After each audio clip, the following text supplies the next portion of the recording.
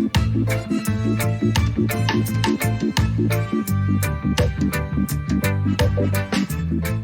day.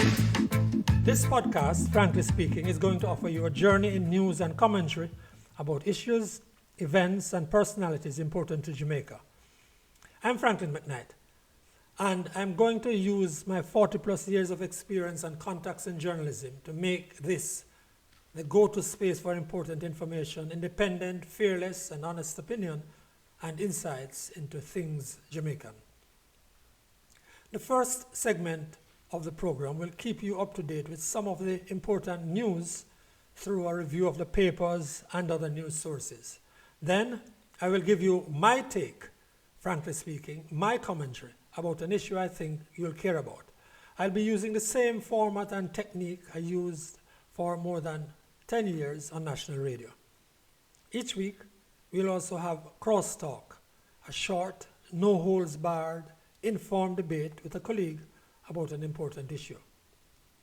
Then, My Jamaica is a cultural perspective, a snapshot of something that helps Jamaica to be what it is, not necessarily good or bad.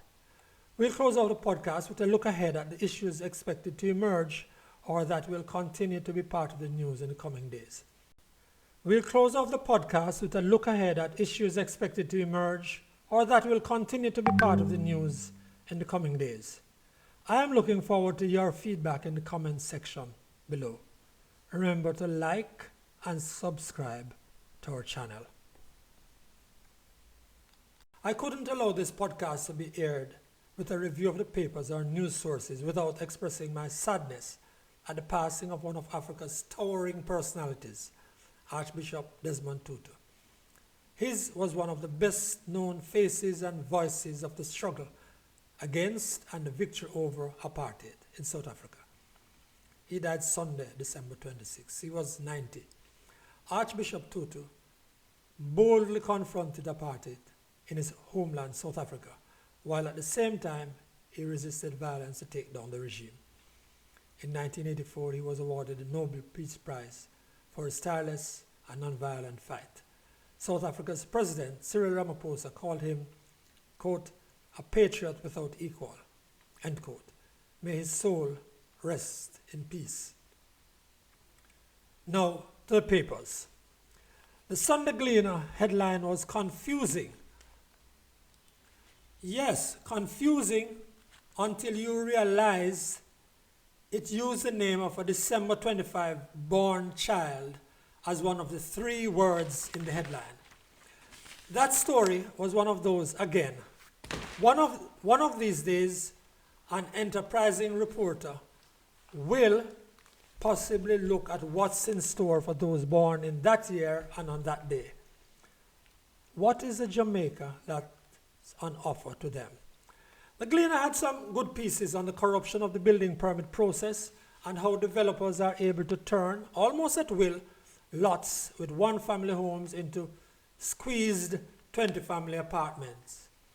Among these pieces is Sunday Gleaner's leading article on captioned, Get About Chopping the Weeds. It's insightful and knowledge-based. Below that comes a good article by Patricia Green, an experienced and accomplished architect, who, in this article, was too careful on the issue.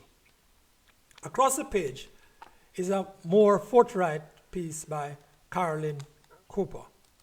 Across the page is a more forthright piece by Caroline Cooper. The headline tells the story, Crushing Illegal Construction in Uptown Gaza.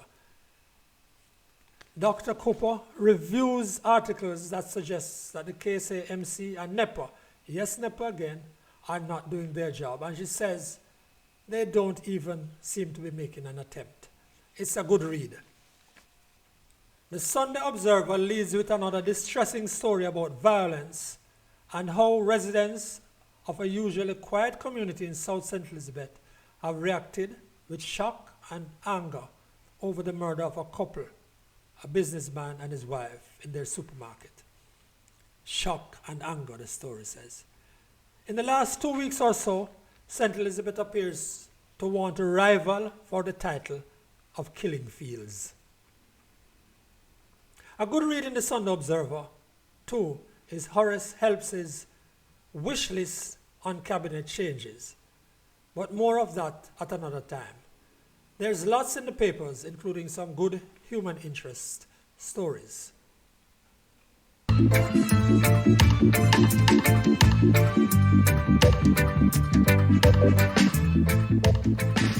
Now to frankly speaking, my position on an issue of critical importance to this country. It's past time for the minimum wage to be increased. There's no data available in Jamaica about how many people are on the minimum wage, but it's said to be tens of thousands of people. There are two levels of the minimum wage in Jamaica, one for domestic and shop help, and the other for industrial security guards. And yes, people are paid at the minimum wage for weekly work. That would include those who work as household help, gardeners, cook shop attendants, those who work in those bargain furniture and appliance stores, those who work in wholesale stores and in the supermarkets. People who employ days workers pay much more than that, of course.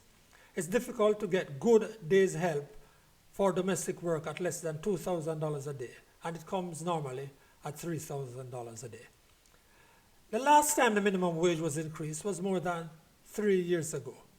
3 years. As a matter of fact, it was last raised effective August 1, 2018, when the late Shahini Robinson was Minister of Labour and Social Security. All categories of workers have since either had increases or are about to get the same, including civil servants and those employed by government. Frankly speaking, there is no good reason that the minimum wage should not again be increased. There was an agreement for it to be reviewed every 2 years and increased. This year, 2021, has been particularly bad for people on the minimum wage. Frankly speaking, as with other sectors, minimum wage earners have suffered COVID-19 related job losses or reduced pay or reduced days of work, especially in the case of domestic workers. Many of them got fewer days or were let go as a large number of professionals were working from home and had their own wages cut and had their out-of-school children with them. Other minimum wage earners had reduced time on the job and smaller amounts to take home as a result. Frankly speaking, price increases, especially for food, have savaged the meager minimum wage. Official data says inflation is running now at 7%, but minimum wage earners will tell you that price increases feel far more punishing than that. After all, they have to pay increased taxi and bus fares that were approved to go up by 15%, but that have been hiked by up to 50%, depending on the route. Then, frankly speaking, there has been a recent electricity rate increase and price increase for all manner of food. Let's get real.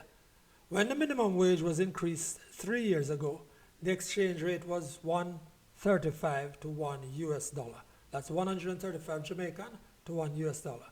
That means the minimum wage in US dollars in Jamaica was at the time, that means that the minimum wage in US dollars in Jamaica was $51 for the week. Yes, $51 for a 40-hour work week. That means $1.30 US cents per hour as Jamaica's minimum wage set in 2018 and still existing. Now I know it's not nice to say, frankly speaking, but follow me now. If we were to pay household workers $51 a week at today's rate, or ask them to buy $51 at the current rate of 155 Jamaican to $1, they would need more than 8,000 Jamaican dollars to buy that same $51. In other words, just to catch up to where they were in 2018, not even to have a little increase for inflation, the minimum wage should now be at least 8,000 Jamaican dollars. A former politician would say, that's not even chicken feed. Check this practical measure. The minimum wage can't fill a car tank with gas. Frankly speaking, the people at the bottom of the pile need an increase. Usually, they have no union or no group speaking for them, with due respect to the Jamaica Household Helpers Association. And the politicians who variously would claim to represent them don't make a fuss about it, frankly speaking. Come on, man. Increase the minimum wage and get back to reviewing it every 2 years.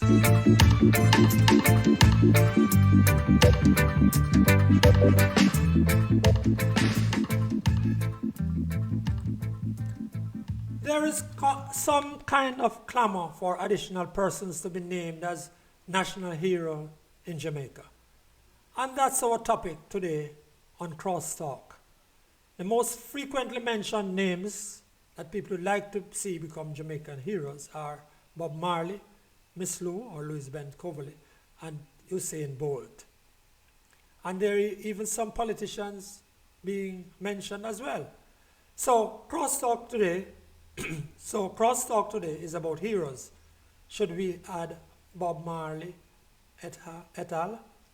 Now here's my take, to be followed by that of Desmond Richards. Jamaica has 6 national heroes under heroin already, and some school children don't even know the names of the 7. Who is a hero anyway? And what should he or she be about? I'm not here throwing dirt into the faces of heroes, for they're all honorable people. But one may question the selection, for example, of 1 or 2 of those already named. I'm not picking on anyone, I'm picking on the process. The honor of national hero may be conferred, as all honors, by the Chancery of the Order, Societies of Honor in the Office of the Prime Minister. That's the first difficulty for the future. The process needs to be more broad-based than suggested there. Then let's come to the definition of hero, provided here under the Jamaican system. It says, the Order of National Hero is the most senior order. The Order of National Hero may be conferred upon any person who was born in Jamaica or is, or at the time of his or her death, was a citizen of Jamaica and rendered to Jamaica service of a most distinguished nature. Aha, that's it. Not just distinguish himself or herself, but rendered to Jamaica service of a most distinguished nature. But should that be the main criterion though? And who determines the service of a most distinguished nature? Well, there are 20 Jamaicans I could name straight away who fit the class. So here is my colleague Desmond Richards now for his piece on these heroes. Yes, I agree with the argument that there are many candidates fitting the requirements to be had to the national heroes list. But I believe that there should also be some reform in the process used to select national heroes.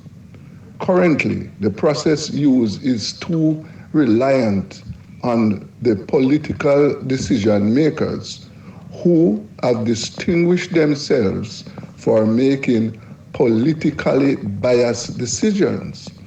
And therefore, I think that before we consider the naming additional heroes, then we should revisit this process and ensure that it is properly reformed. However, I believe that the argument for naming national heroes at this time should be relegated to the back page, and efforts, focus, and attention should be paid to addressing the murderous crime problem that we are having. Daily, Jamaicans are killed, murdered in their homes. Whole ladies and whole men, children, everybody across the nation are affected by this problem. Nevertheless, what have we seen? We have seen over the years where the politicians have only dusted off old, tried and failed solutions to address this problem. So I would suggest that instead of talking about additional heroes, then attention should be paid on how we are going to deal with the crime problem. How are we going to stop Jamaicans from swimming in their own blood in 2022? That is my take. That was Desmond Richards.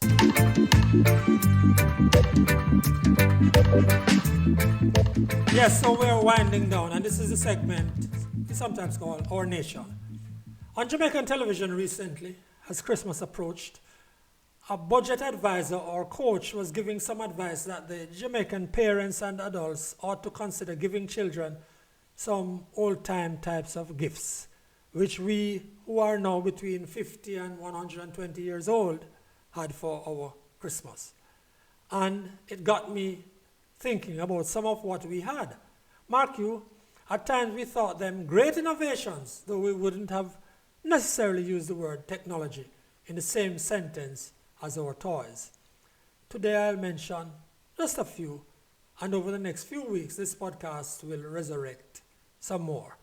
Among the technological gadgets were what was called the viewfinder, a simple piece of machinery, the joys of which were unearthed by being placed up to the face. It had 2 eye slots through which to look and into which were rotated various still pictures, often of faraway places and people, with scenes that were in color at a time when a lot of what one saw on screen, if there was any screen at all, or in books, was black and white.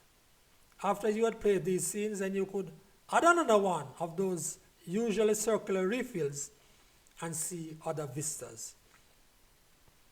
The viewfinder was yours to determine to whom you wanted to give or with whom to share the pleasure of those views.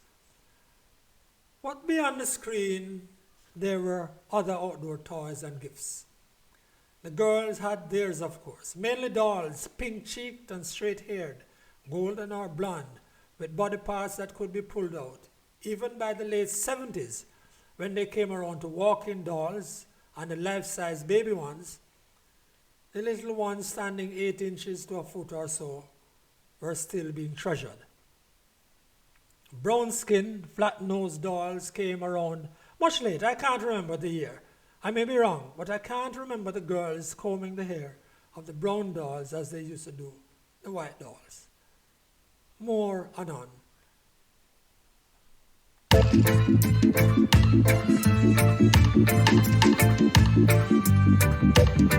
That's our podcast for the week. That's it for the week. I'd love to get your feedback. And if there's a matter you think I should put on the table, let me know. I'm looking forward to your feedback in the comments section below. Remember to like and subscribe to our channel.